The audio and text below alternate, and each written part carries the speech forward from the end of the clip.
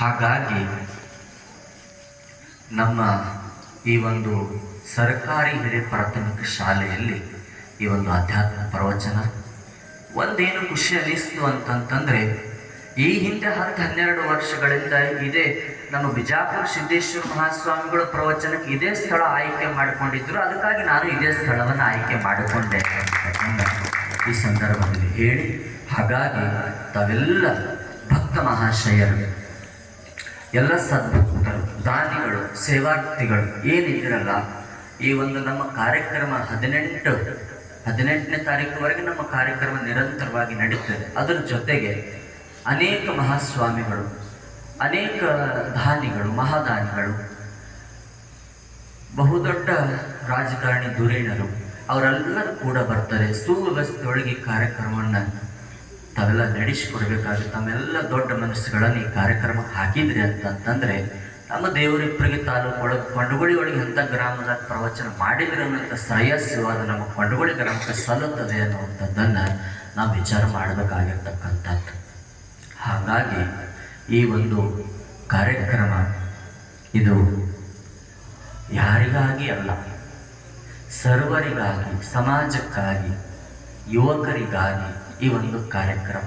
ನಾವೆಲ್ಲ ನೋಡ್ತಾ ಇದ್ದೀವಿ, ಅನೇಕ ಯುವಕರು ನಮ್ಮ ಮನೆಗಳ ಹಾಳಾಗ್ತಿದ್ದಾವೆ, ನಮ್ಮ ಮನಸ್ಸುಗಳ ಹಾಳಾಗ್ತಿದ್ದಾವೆ, ಏನು ಎಲ್ಲವೂ ಕೂಡ ಹಾಳಾಗ್ತಿದ್ದಾವೆ ಅಂತಂತಂದರೆ ನಮ್ಮ ಊರು ಸರಿ ಇಲ್ಲ ಅನ್ನುವಂಥ ಭಾವ ಅದು ನಮಗೆ ಅರ್ಥ ಆಗ್ತದೆ.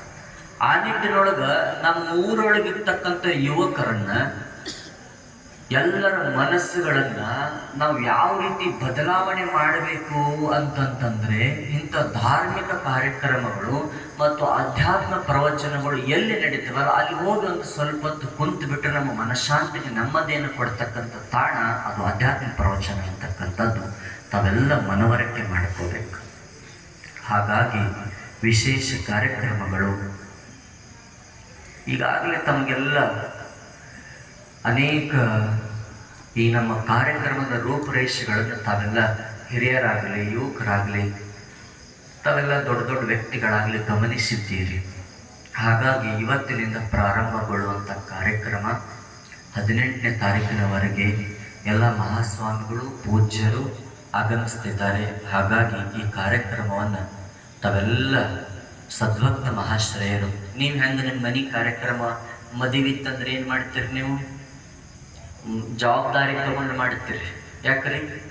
ಮನೆಯಲ್ಲಿ ಒಂದು ಮಗನ ಮದುವೆ ಐತಿ, ಮಗಳ ಮದುವೆ ಐತಿ ಅಂತಂದ್ರೆ ನಾವು ಜವಾಬ್ದಾರಿ ತಗೊಂಡು ಮಾಡ್ತೀವಿ, ಓಡಾಡ್ತೀವಿ, ಒಟ್ಟ ಮನೆ ಬಿಟ್ಟು ಹೊರಗೆ ಬರಂಗಿಲ್ಲ. ನಾವು ನಮ್ಮ ಮನೆಯೊಳಗೆ ನಮ್ಮ ಮಗನ ಮದುವೆ, ಮಗಳ ಮದುವೆ ಹೆಂಗೆ ಜವಾಬ್ದಾರಿ ನಮ್ಮದಂತ ತಿಳ್ಕೊಂಡು ಮಾಡ್ತೀವಿ, ಅವಾಗ ಮನೆ ಕಾರ್ಯಕ್ರಮ ನೀಗುತ್ತಾವಲ್ಲ. ಹಾಗಾಗಿ ಊರಿನ ಕಾರ್ಯಕ್ರಮ ಇದು ನಮ್ಮ ಮನೆ ಕಾರ್ಯಕ್ರಮ ಅಂತ ತಿಳ್ಕೊಂಡು ಭಾವಿಸ್ಕೊಂಡು ಬಂದ್ರಿ ಅಂತಂದ್ರೆ ಈ ಊರೊಳಗೆ ಕಾರ್ಯಕ್ರಮ ಮಾಡಿದ್ದು ಯಶಸ್ಸು ನಿಮ್ಮ ಮನಸ್ಸಿಗೆ ಸಲ್ಲುತ್ತದೆ ಅನ್ನುವಂಥದ್ದನ್ನು ಈ ಸಂದರ್ಭದಲ್ಲಿ ಹೇಳಿ, ಹಾಗಾಗಿ ಒಂದಷ್ಟು ವಿಚಾರಗಳನ್ನು ನಾವು ನೀವೆಲ್ಲ ನೋಡೋಣ. ನಮ್ಮ ಜೀವನಕ್ಕೆ ಬೆಳಕನ್ನು ನೀಡತಕ್ಕಂತಹ ಶಕ್ತಿ ಅದು ಒಬ್ಬ ಗುರುವಿನಲ್ಲಿ ಮಾತ್ರ ಇದೆ,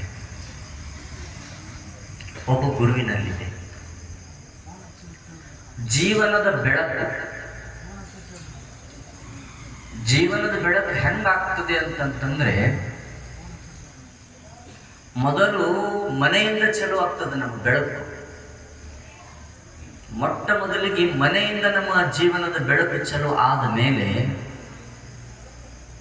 ನಮ್ಮ ಏನು ಜೀವನದ ಕೊನೆಯ ಹಂತದವರೆಗೆ ನಾವು ಬೆಳಕನ್ನು ಉಳಿಸ್ಕೋಬೇಕಾಗಿತ್ತು ಅಂತಂದ್ರೆ ಒಬ್ಬ ಮಾರ್ಗದರ್ಶನ ಮಾಡತಕ್ಕಂಥ ಗುರು ಅದು ಬಹಳ ಅವಶ್ಯಕತೆ ಇದೆ ಅನ್ನುವಂಥದ್ದನ್ನು ನಾವು ತಿಳ್ಕೋಬೇಕು. ಯಾಕೆಲ್ಲ ನಮ್ಮ ಮನಸ್ಸುಗಳು ಕೆಡುತ್ತವೆ ಅಂತಂತಂದ್ರೆ ಅದರದ್ದಕ್ಕೆ ಹೋಗಿ ವಿಚಾರ ಮಾಡುತ್ತೀವಿ. ನಾವು ನಮಗೆ ಸಂಬಂಧಪಟ್ಟಿರ್ತಕ್ಕಂಥದ್ದಕ್ಕೆ ವಿಚಾರ ಮಾಡೋದಿಲ್ಲ. ನಾವು ಏನು ಮಾಡ್ತೀವಿ ಅಂತಂದ್ರೆ ಬರೇ ಬೇರೆದನ್ನು ವಿಚಾರ ಮಾಡಿಕೊಂಡು, ಬೇರೆದನ್ನು ತಲೆ ಕೆಡಿಸಿಕೊಂಡು, ಬೇರೆ ವಿಚಾರಗಳನ್ನು ನಾವು ತಲೆಗೆ ಹಾಕೊಂಡು ಏನು ಮಾಡ್ತೀವಿ, ನಮ್ಮ ಮನಸ್ಸುಗಳ ಹಾಳು ಮಾಡ್ಕೊಳ್ತೀವಿ. ನಮ್ಮ ಮನಸ್ಸಿನ ಶಾಂತತೆಯನ್ನು ನಾವೇನು ಮಾಡ್ತೀವಿ, ಹದಗೆಡಿಸ್ಕೊಳ್ತೀವಿ. ಆ ಸಂತೋಷ ಆಗಬೇಕು ಅಂತಂದ್ರೆ, ಆ ನೆಮ್ಮದಿ ಬರಬೇಕು ಅಂತಂತಂದ್ರೆ ಒಬ್ಬ ಗುರು ಬಹಳ ಅವಶ್ಯಕತೆ ಆಗ್ತಾರೆ ಜೀವನದಲ್ಲಿ. ಹಾಗಾಗಿ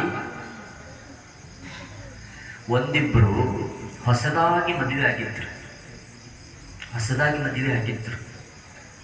ಆದ ನಂತರ ಗಂಡ ಅಂದ, ಹೊಸದಾಗಿ ಮದುವೆ ಆಯ್ತಲ್ಲ, ಒಂದಿಷ್ಟು ದೇವಸ್ಥಾನಕ್ಕೆ ಹೋಗೋಣ ಅಂತ ಹೇಳ್ದ. ಅಂತ ನಮ್ಮ ಪರಂಪರೆ ಏನಂದ್ರೆ ಮದುವೆ ಆದ್ಮೇಲೆ ದೇವಸ್ಥಾನಕ್ಕೆ ಕರ್ಕೊಂಡು ಹೋಗೋದು ಪದ್ಧತಿ ಇದೆ. ಹಾಗಾಗಿ ಕರ್ಕೊಂಡು ಹೋಗೋದು ಅಂತ ತಿಳ್ಕೊಂಡಾಗ ಮನೆಯವರೆಲ್ಲ ಗಂಡ ಹೆಂಡತಿ ನೀವು ಹೋಗಿ ಬರ್ರಿ ಅಂತ ತಿಳ್ಕೊಂಡು ಹೇಳಿದ್ರು. ಆವಾಗ ಕರ್ಕೊಂಡು ಬಂದ. ಅನೇಕ ಹೆಂಡತಿ ನೋಡಲಾರ್ದಂತಹ ಸ್ಥಳಗಳಿಗೆ ನಾವು ಕರ್ಕೊಂಡು ಹೋದ. ಅಲ್ಲೊಂದು ಸಮುದ್ರ ಇತ್ತು.